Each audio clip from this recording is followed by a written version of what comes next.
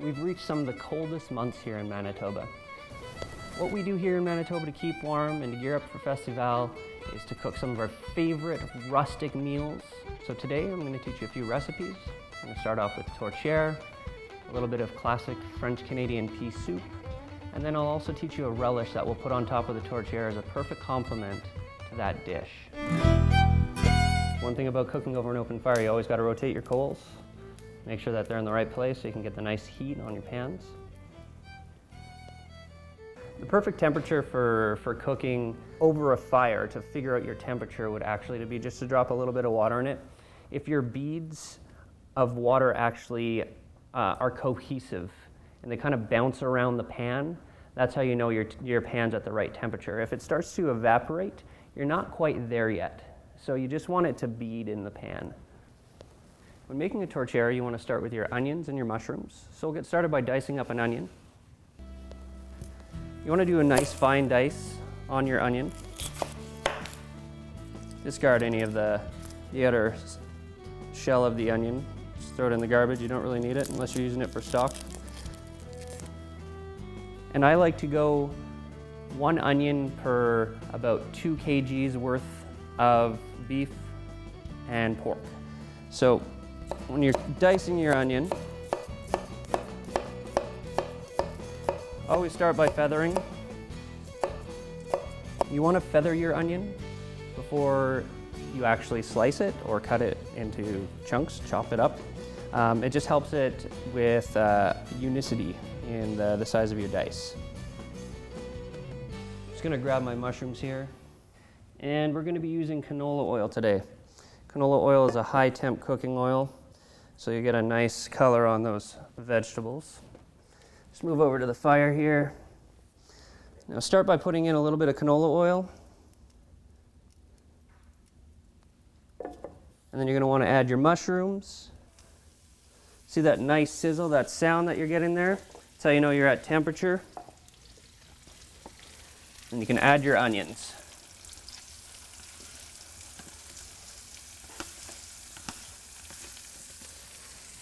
Already smells delicious. Move it around a little bit, just so you can distribute the heat evenly. Now we'll just leave that for a couple minutes.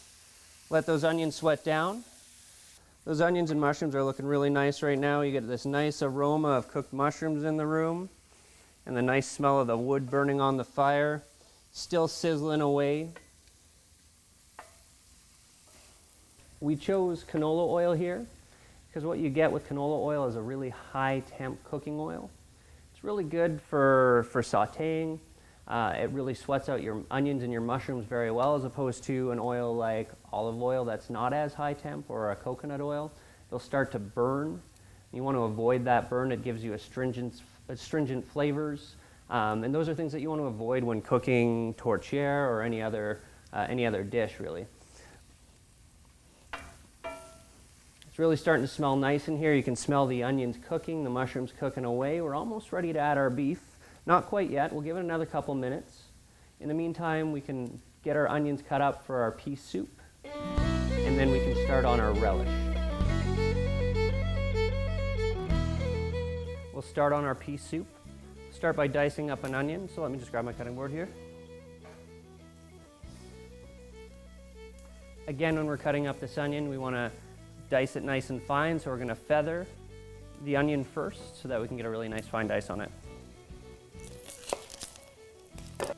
So when I say feathering the onion, it means that you start from one side and work your way all the way over to the other side, arcing your knife as you go through it. It'll give you even cut throughout the entire onion.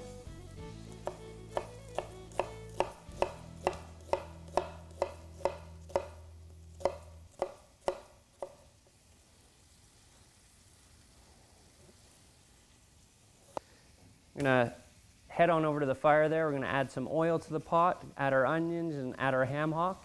And we'll let that sweat down as well. We're at the point when we're going to add our meat. I choose 50-50 ground pork and beef. I like the flavor of beef in it, and the pork just adds a lot of moisture and fat to it. So just throw that in your pan.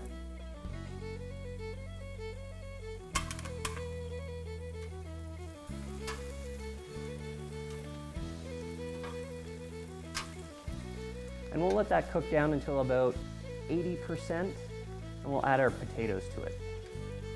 Make sure to give your beef and pork a little bit of a stir so that you cook it all over as opposed to just one big chunk, get it all mixed up in there. You want to break up your meat so that you have an even distribution of pork and beef. You want it in small pieces, you don't want it in big chunks, because when you're cutting your tourtière, you want to be able to cut it and have a very nice consistency to the entire piece. We'll give it a stir every couple minutes. Mix the onions and mushrooms in. Just have to make sure that when you're cooking your meat, you have it nice and even across the entire thing. Right now we have a hot spot at the back of the pan, so I just want to make sure that I'm moving the meat around in the pan so that I just cook it evenly.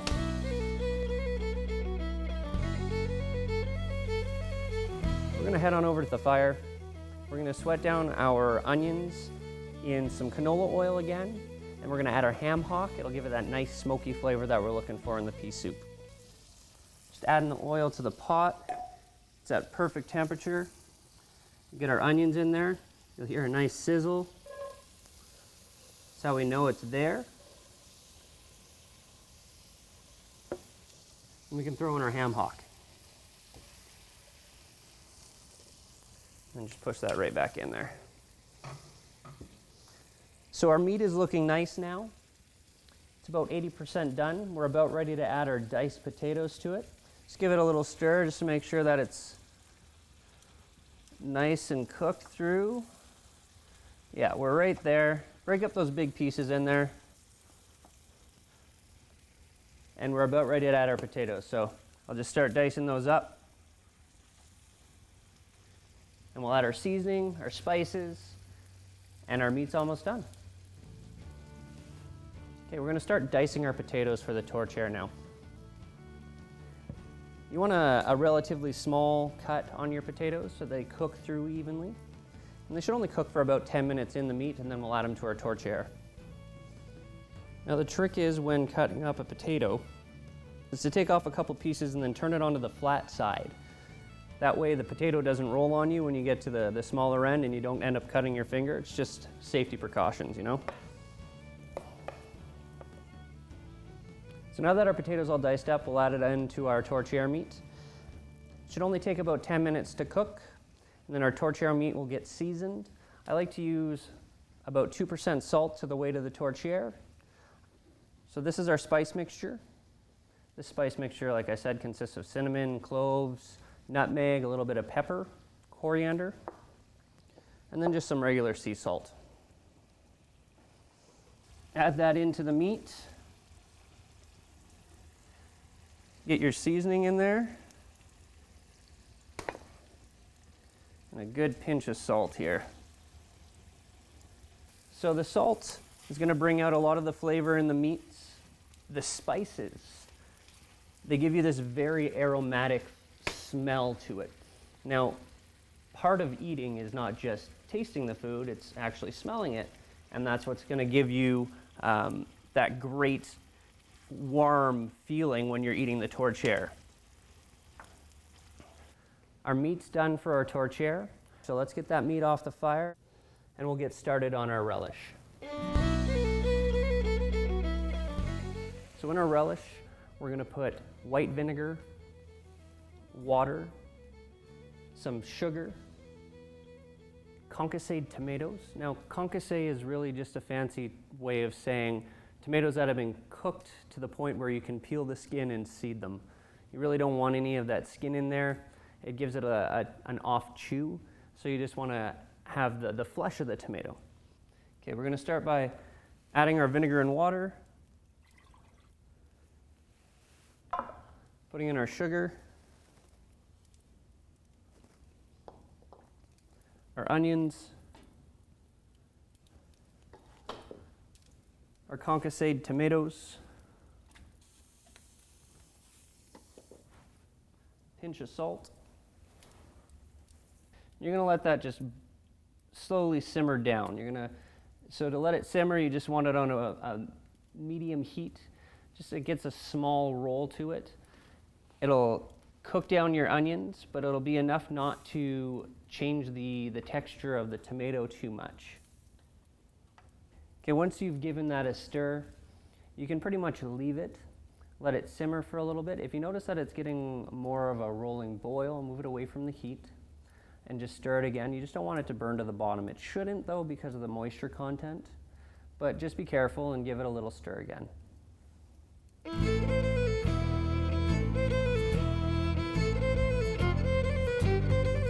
One of the great things of being at Fort Gibraltar is Festival Du Voyageur that occurs every year in February. And being the official caterer at Fort Gibraltar, we have the privilege to come up with a new cocktail that's winter and Festival inspired. What we're creating today is a signature cocktail for this year to pair with our tortillere. Tortillere is usually served with a bit of ketchup on the side. So what we've done is we've gone the Caesar route. We've added caribou, we've added whiskey, and of course bacon, which is always a great ingredient. So the first thing you want to do is work on the rim of the glass and the rimmer. So I'm just going to make that right now, and what I have is peppercorns, bacon, and celery salt. So whenever possible, use whole herbs or whole spices, and you grind them. So I'll just bring this right here. Start with the peppercorns in. We want to grind them. What we're doing is we're kind of releasing all the flavors.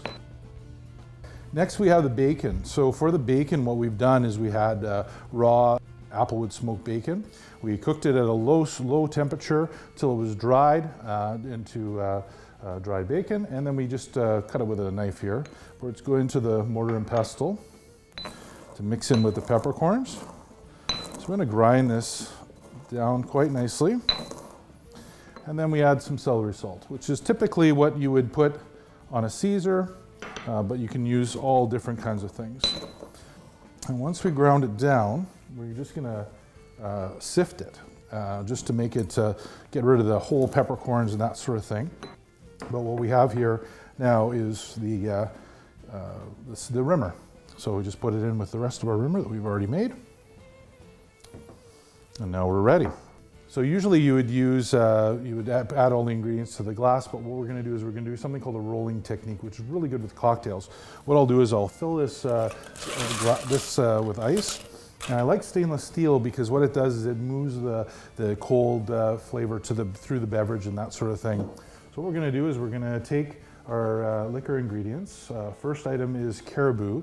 This is a fortified wine spirit. It's got rum, it's got whiskey, it's got all these great things in there. We're going to do a half an ounce of that.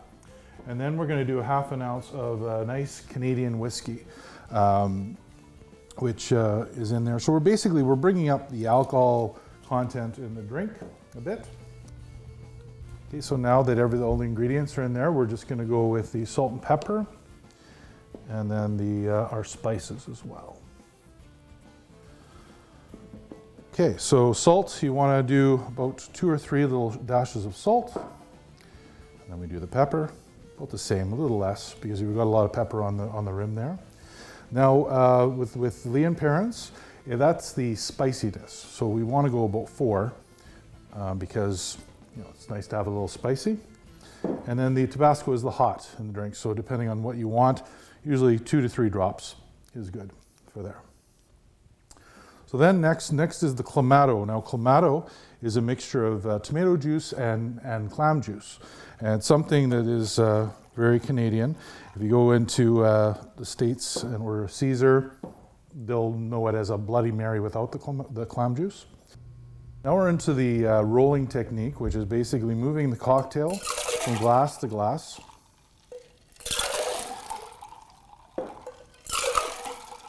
When you move it from glass to glass, it mixes all the ingredients together.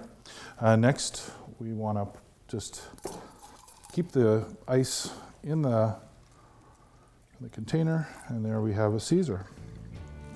So now we're going to do the garnish, and typically what you would use is something like a piece of celery and that sort of thing in there. It's great with the celery salt, but since we've changed the recipe a little bit, we're going to do some other garnishes.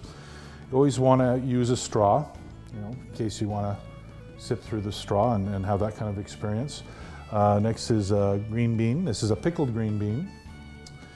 And then we also have some pickled asparagus, pickled as well. And last and not least, since it's a bacon Caesar, a slice of bacon. So that is the Caribou Whiskey Bacon Caesar from Fort Gibraltar. So enjoy our signature cocktail next time you're at Fort Gibraltar and during Festival. All our pea soup needs right now is the split peas and the chicken stock. So let's get that in there. You want to put about 2.5 liters worth of chicken stock in there.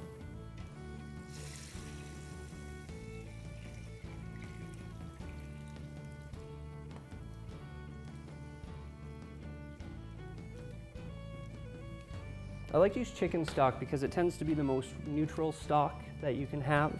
It pairs really well with pork. It's light, it's fragrant. So I typically will use chicken stock, but you can use anything from a beef stock to a veggie stock. My preference is chicken stock. So just get that over the fire again.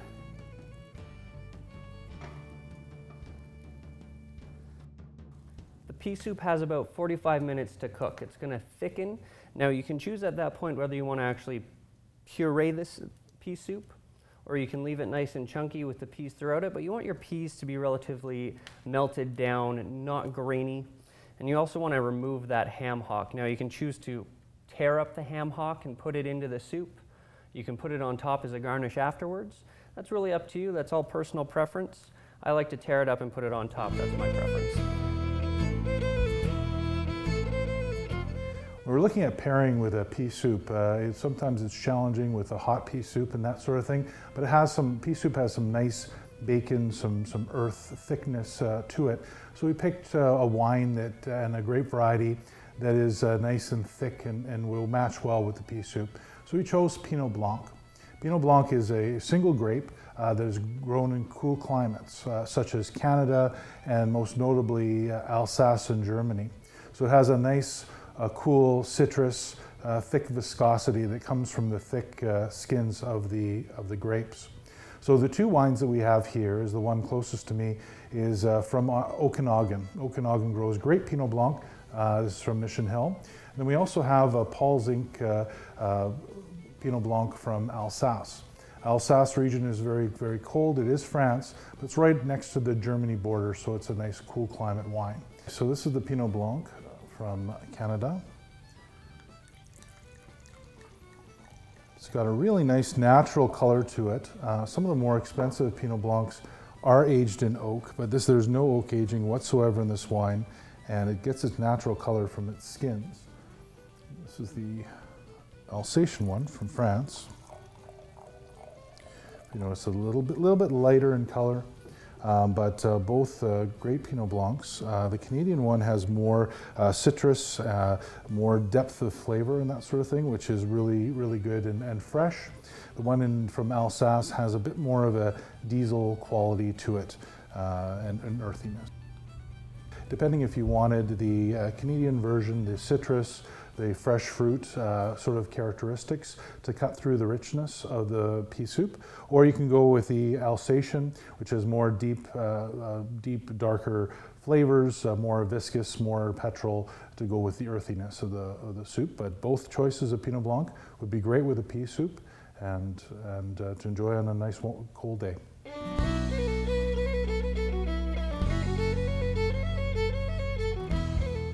So now we're going to make a pâté brisé to house our tourtière meat. A pâté brisé is just another term for a pie shell. It consists of flour, almost frozen butter, water, and salt. Now the reason why you want almost frozen butter is because it'll give you these little pea-sized shapes of butter in your dough, which will give you a flakier dough. After we've mixed it, we're going to let it rest for a half hour in the fridge. It'll allow your flour to hydrate, and you'll get those glutinous bonds that you want in your dough. After that, we'll roll it out, we'll put our meat in, we'll top it off by using egg yolk to seal it and then to also give it that nice sheen on top, and we'll stick it in the oven to finish it off. Now that our dough is rested up, taking it out of the fridge, we're gonna roll it out. So what we wanna do is we wanna make a base and we wanna make a top. So you start by spreading a little bit of flour on your cutting board or on your surface, a flat surface, rolling out the bottom to maybe about 3 millimeters, and then rolling out to the top to about the exact same. So let's get started on that.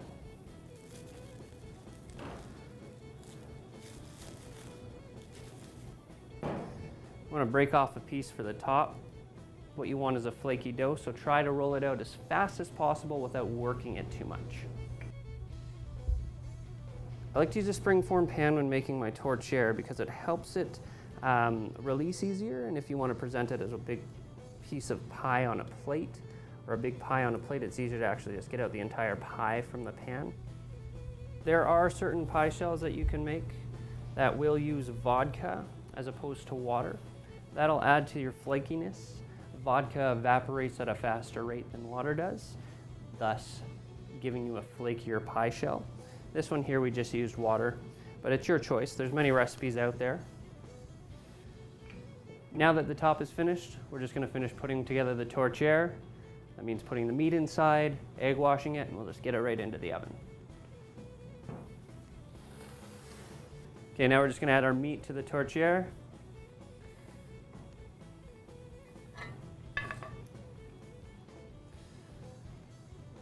Looks really nice. Looks like there's a lot of moisture in there. You got some chunks, but that should be okay. Potatoes look well cooked. Now don't be afraid to pat it down, so just smooth it out and pat it down. Now that we got our meat in there, we'll put the top on. Let's get our egg wash here. So you're just gonna brush the edges with an egg yolk. When we're doing this, we're just going to use egg yolk to seal up our tortillere. I use typically about 2 egg yolks per tortillere, one for sealing the edges, like so.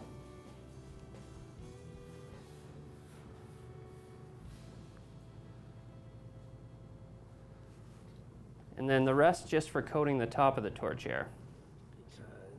Just gives it a nice gloss on top. Gives it a nice shine, it presents well.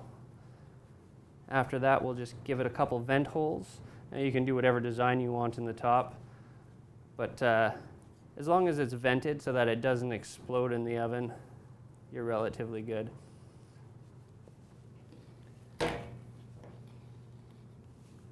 So just a couple of vents here, a vent here. We'll make it look like crosshairs.